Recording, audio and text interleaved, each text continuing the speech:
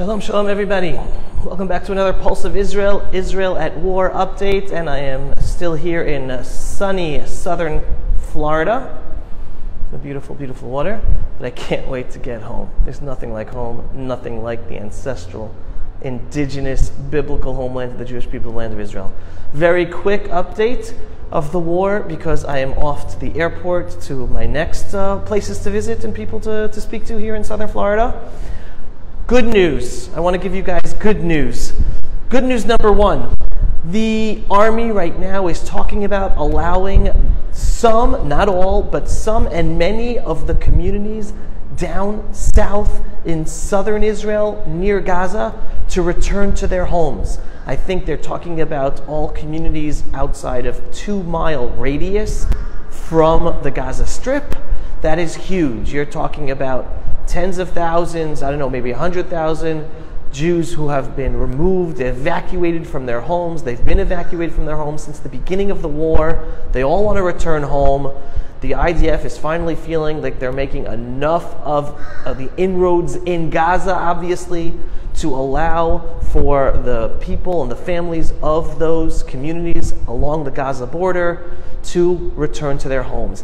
And my son, who studies in one of the pre-military Torah academies right next to Gaza, along the Egyptian border, Gaza border, he and his fellow students did go back for a few days. They were given special permission to be there and learn Torah and volunteer on the farms there, in the agricultural farms that had no workers, and they were given permission for a special 4 or 5 day pass. So they were there, they were singing and dancing out of pure happiness to have returned there. I think they're back in Jerusalem right now. But the fact that the Army is right now considering approving and allowing all those communities out of a 2-mile radius to return to their homes, that is huge. Now, don't misunderstand. There is still plenty of work to be done that the IDF has to do to clean out Gaza and to clean out all of Gaza. And not just clean out all of Gaza, clean out all of Judea and Samaria, and clean out southern Lebanon. There is so much the IDF has to do. Do not know how much credit, how much international credit the world, the Biden administration will give us to do everything that is necessary. But the Jewish people, we are at the mindset that we have to end it now. We can't push this off to another round. We have to end it now. We don't finish it all off now. And I'm not saying it's going to be finished in a day, not even a month, not even in a year. This is going to take a while to get rid of all the evil that is around us, to ensure that all those who support murdering Jews, which includes many Arab Muslims in our midst, not just in Gaza, but also Judea and Samaria, also in Israel, Israeli citizens. It's going to take a while. But we're not going to be safe, and we're not going to be a light into the nations and save humanity by standing up as an example what needs to be done to eradicate evil until we get rid of all of them. In any case, that is good news number one. Good news number two, it has been reported that Israel had a successful, I don't know whether it's a test, or no, I don't think it was a test. I think it was a real usage of its laser system to knock a rocket out of the sky.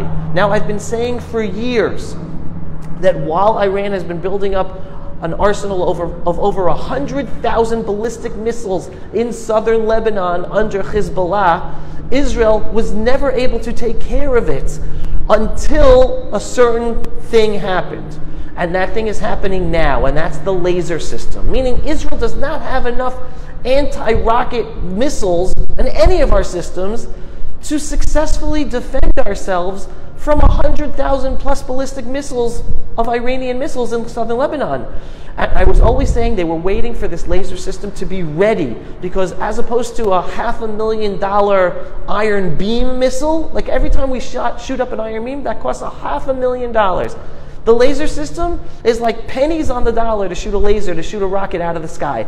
Huge economic difference on the economy, on our country, and hopefully much more successful as well because it's using laser technology.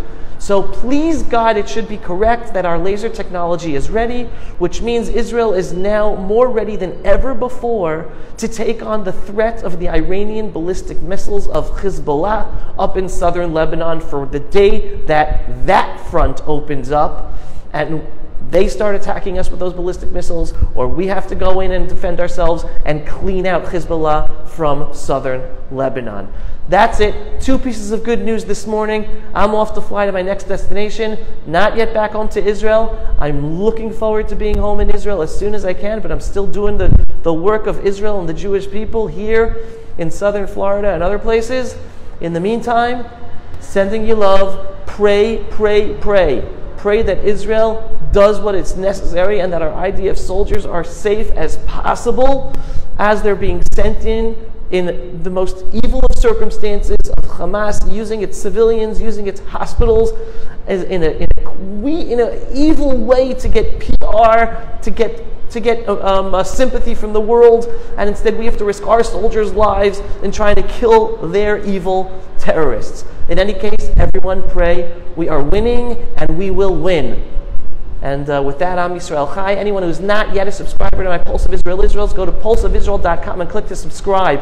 And if you like this video and want other people to see it, click on the donate button on pulseofisrael.com so we have the funds to get this video promoted to be seen by many more people. Shalom, everyone. Thanks for watching. Pulse of Israel, frontline videos from the Holy Land. Support our work by donating today.